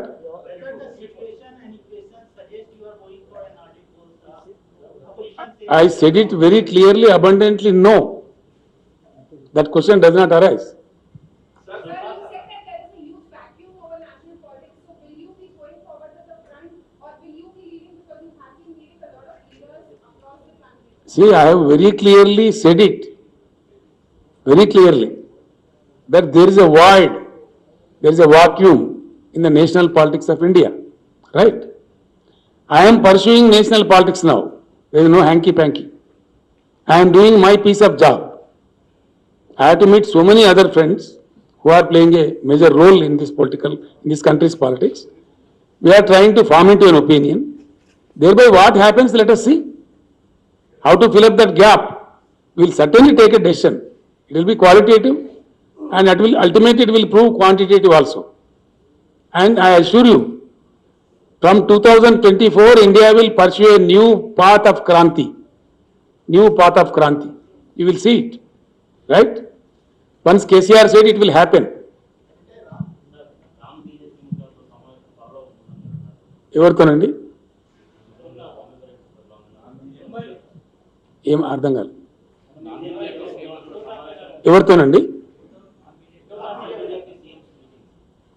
నేనేమంటున్నా అంటే ఇప్పుడు అన్ని బడ్జెట్ సెషన్లు జరుగుతున్నాయి. మనం మాట్లాడినాము, ఆల్ బడ్జెట్ సెషన్ సార్, కొన్ని ఏమో కంప్లీట్ అయినాయి, కొన్ని ఆఫ్ ద వే ఉన్నాయి, కొన్ని జరుగుతున్నాయి. షార్ట్ పీరియడ్లో తప్పకుండా అందరం కలుస్తాము, మాట్లాడతాము. సీఎంలో ఉండాల్సిన అవసరం లేదు. కొంత సీఎం లేని నాయకులు కూడా పెద్ద నాయకులు ఉన్నారు, వాళ్ళందరూ కూడా వస్తారు, మాట్లాడతారు తప్పకుండా. కొన్ని ఐడియాస్ ఉన్నాయి, ఒక్కొక్కరు ఒక ఐడియా ఉంది. ఒక ఆయనకు ఒకటి పద్ధతి ఉంది, ఇంకొక ఆయనకి ఇంకో పద్ధతి, ఇంకో పద్ధతి. అన్ని కలగలిపి what is really going to be the best for 2024. డెఫినెట్గా కదిలించాల్సింది భారత ప్రజానీకాన్ని. ప్రజానీకాన్ని కదిలించి నలుగురు నాయకులను, ముగ్గురు ముఖ్యమంత్రులను కాదు. I think you are getting my point. కదిలించాల్సింది మాసెస్, కదలాల్సింది కూడా మాసెస్. అందుకోసం ఏ ప్రక్రియ అవసరమో ఆ ప్రక్రియ అవలంబిస్తాం. డన్. రిటైర్డ్. మీకు చాలా విషయాలు నేను చెప్పాల్సినవి. ఇప్పుడు ఒప్పుకుందా? మేము అట్లా అల్లటప్పగా ఏం చేసినా కూడా దేశంలో అడ్వకేట్ల సంఖ్య 20 లక్షలు ఉన్నది. వాళ్ళందరినీ కదిలిస్తాను. ఇంత పెద్ద సబ్జెక్ట్ చెప్పాను. దేశంలో 1018 యూనివర్సిటీలు ఉన్నాయి. ఆల్రెడీ వర్క్ స్టార్ట్ అయింది, వాళ్ళని కదిలిస్తాను. డన్. దేశంలో 45,000 నుంచి 65,000 వరకు గ్రాడ్యుయేషన్ కాలేజీలు, డిగ్రీ కాలేజీ, ప్రొఫెషనల్ అన్నీ కలిపి డన్. అటు సైడ్ పోయింది, అది కూడా జరుగుతుంది పని, వర్క్ స్టార్ట్ అయింది. అండ్ ఏం అరమరికలు ఇవ్వండి. I said I'm doing my piece of work. నేను ఒకసారి అన్నా అంటే ఊరుకుంటున్నా, తప్పకుండా పని చేస్తా కదా. రోజుకో 3-4 గంటలు దాని మీద సీరియస్ పని జరుగుతుంది. ప్రశాంత్ కిషోర్ నాతో కలిసి పని చేస్తానని చెప్పినా కదా, ఆయన పని ఆయన చేస్తూనే ఉన్నాడు, మాట్లాడుతూనే ఉన్నాం. చాలా రాష్ట్రాల నుంచి నాకు ఫోన్లు వచ్చినాయి, చాలా మాట్లాడుతున్నాం. ఎవరికి ఉండే అవగాహన వాళ్ళు చెప్తున్నారు, అవన్నీ షేర్ చేస్తున్నాం, మాట్లాడుతున్నాం. అన్ని కలిపి మాట్లాడి ఒక వేది మీదకి తెచ్చి, ఆ వేదిక ఏంటనేది మీ ముందుకు వస్తుంది బ్రహ్మాండంగా. దానికి ఎంత స్పాన్ అవసరం, ఎంత టైం అవసరం, ఏ టైంకి రావాలి, ఎట్లా రావాలి, పరిపూర్ణమైన పద్ధతిలో చాలా పరిపూర్ణంగా వస్తుంది. పరిపూర్ణమైన విజయాన్ని కూడా సాధిస్తుంది. దానిలో ఏం డౌట్ అవసరం లేదు.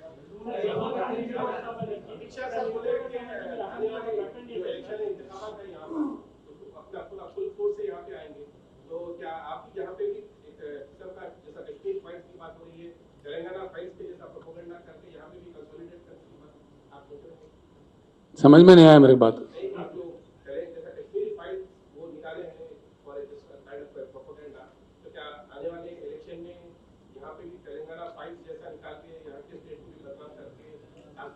आपको समझ में नहीं आया बात, इसलिए मैं साफ कह रहा हूं ना.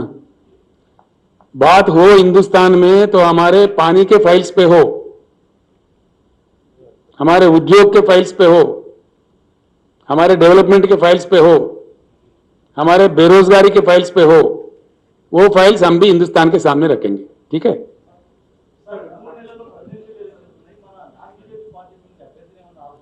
ఇప్పటికి చేయలేదు, అట్లాంటి ప్రస్తావన వస్తే ఆలోచిస్తాం.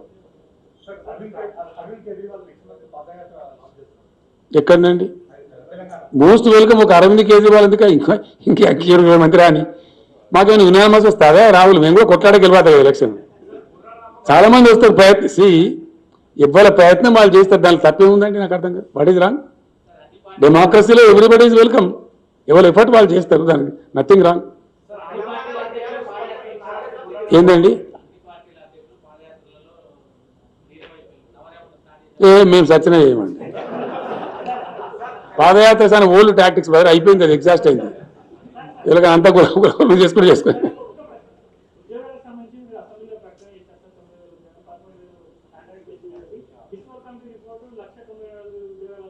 అది తప్పని చెప్పినాం కదండి, క్లియర్గా చెప్పినాం కదా. తప్పు అని చెప్పినాం, అది క్లియర్గా చెప్పినాం. మేము మళ్ళీ వచ్చినట్టు దానికి అర్థమే లేదు. మీకు అర్థం కాలే ఒక పాయింట్, అది కూడా చెప్తాను. నేను చెప్పాల్సిన అవసరం ఉందని చెప్తున్నాను. మంచి క్వశ్చన్ అడిగి మీరు థ్యాంక్స్ ఫర్ యువర్ క్వశ్చన్. వాస్తవానికి ఉద్యోగాలు అతి ఎక్కువ లభించేది ప్రైవేట్ సెక్టర్, అతి తక్కువ ఉండేది గవర్నమెంట్ సెక్టర్లో. కాకపోతే ఇక్కడ పోటీ పడతారు.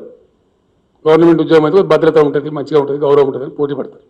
అందరు ఛాన్స్ తీసుకుంటారు, అందరికీ రావు. ఇప్పుడు హైదరాబాద్ ఇండస్ట్రీలో పనిచేసే ఉద్యోగస్తులు ఎంత, మన సర్కార్లో పనిచేసే వాళ్ళు ఎంత, హైదరాబాద్ ఐటీలో పనిచేసే వాళ్ళ సంఖ్య ఎంత, మన గవర్నమెంట్ సంఖ్య ఎంత. కాబట్టి గవర్నమెంట్లో ఉండే ఉద్యోగాలు వస్తుందనే ఆశతోని యువత టైం వేస్ట్ చేసుకోకుండా ఉండడానికి మేము కొత్త ప్రక్రియ తెచ్చినాం. హెల్దీ ప్రక్రియ. ఇవన్నీ ఎవరు పడితే వాళ్ళు రాజకీయ నాయకులు, రాజకీయ పార్టీలు ఇష్టం వచ్చినట్టు మాట్లాడతారు. ఇన్ని కాలనీ అన్ని కాలనీ మాట్లాడతారు. అది దాన్ని నలిఫై చేయడానికి, యువతను ఆ భ్రమంలో నుంచి తీసి పాజిటివ్ డైరెక్షన్లో పెట్టడానికి, వాళ్ళు సరైన ఒక డెసిషన్ తీసుకోవడానికి వీలుగా ఉండాలని చెప్పి ఇప్పుడు ఎన్ని ఉత్పన్నమైనాయో అన్ని ఖాళీలు ఇచ్చినాం, నోటిఫై చేస్తున్నాం. 2, కొన్ని 9th షెడ్యూల్ సంస్థలు, 10th షెడ్యూల్ సంస్థలు ఆంధ్రాతో వివాదంలో ఉన్నాయి. అవి ఒకసారి పరిష్కారం అయితే ఆడ కూడా వస్తే 5,000 10,000 వస్తే రావచ్చు, అవి కూడా నోటిఫై చేస్తాం. దాని తదనంతరం మేము స్పష్టమైన ఆదేశాలు ఇచ్చినాం. నేను ఒక్కరిని చేయలేదు, క్యాబినెట్గా ఇచ్చినాం, చీఫ్ సెక్రటరీకి ఆదేశం ఇచ్చినాం, అన్ని శాఖల సెక్రటరీలకు ఇచ్చినాం. ఎవ్రీ ఇయర్ ఉద్యోగ క్యాలెండర్ పెట్టాలి, ఏ సంవత్సరం ఖాళీ ఆ సంవత్సరమే నింపేయాలి, అది ఏదైనా కానీ. 2, స్కూల్స్ విషయంలో కూడా కొన్ని తప్పుడు ప్రచారాలు చేస్తున్నారు, కొన్ని అపోహలు సృష్టిస్తున్నారు. రేషనలైజేషన్ ఆఫ్ స్కూల్స్ అంటే దానిలో కొన్ని స్కూల్స్ మూస్తారని, కొన్ని తోరిస్తారని, కొన్ని ఖతం చేస్తారని ఏదో పిచ్చి పిచ్చి అపోహలు కలిగిస్తున్నారు. We're not going to do that. Yes, we're going to rationalise. ఏం చెప్పినా నేను ప్రతి పాఠశాలలో కూడా మనం చెప్పిన క్లియర్ స్పష్టంగా మేము ఇచ్చిన ఆదేశం ఏంటంటే విద్యాశాఖ మంత్రి గారికి, సెక్రటరీ గారికి ప్లస్ చీఫ్ సెక్రటరీకి చెప్పినాం. ప్రతి పాఠశాలలో ఉండాల్సిన ఫ్యాకల్టీ లెక్కల సార్ ఉండాలి, సైన్స్ సార్ ఉండాలి, తెలుగు సార్ ఉండాలి, ఏమేమి సబ్జెక్ట్ టీచర్ ఉంటారో అది that is the real rationalisation. విద్యార్థులకు చక్కటి మంచి విద్య అందితే ఇంగ్లీష్ మీడియం కూడా స్టార్ట్ చేస్తున్నాం కాబట్టి వాళ్ళ పాపం వాళ్ళు బ్రతుకుతారు. మంచి విద్య వస్తే మంచి విద్య రావాలంటే అరకొరగా ఉండొద్దు. ప్రతి పాఠశాలలో కూడా అన్ని సబ్జెక్టు టీచర్లు ఉంటే రేషనలైజ్ చేయండి. కావాలంటే ఇంకో 10,000 టీచర్ పోస్టులు తీసుకోమని చెప్పినాం. You take another 10,000 teacher post. But 100% అన్ని స్కూళ్ళల్లో ప్రతి సబ్జెక్టు టీచర్ ఉండాలి. జర్నలిస్టులతో నా రిక్వెస్ట్ ఎక్కడ లేకపోతే మీరు నా దృష్టికి రావాలి దయచేసి. రాబోయే 2-3 నెలల్లో ఈ రిక్రూట్మెంట్ అయిపోయిన తర్వాత నెక్స్ట్ అకాడమిక్ ఇయర్ నుంచి ఖచ్చితంగా రేషనలైజేషన్ ఏంది, అన్ని పాఠశాలలలో అన్ని సబ్జెక్టుల టీచర్ల నుండి పరిపుష్టమైన విద్య చెప్పాలి, చక్కటి విద్య చెప్పాలి. దానికోసం ఇంకో 10,000 ఉద్యోగాలను ఇస్తామని చెప్పిన. ఇంకో 10,000 టీచర్ పోస్టులు కావాలని ఇస్తాం, కానీ తీసుకోండి, చేయండి, చక్కగా నడపండి అని చెప్పినాం. That kind of rationalisation also will take place. Thank you.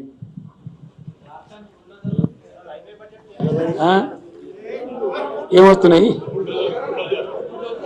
ఏం చేస్తాయట, ఏమన్నా పని దొరికితే వేసుకొని బతారు పాపం. ఏం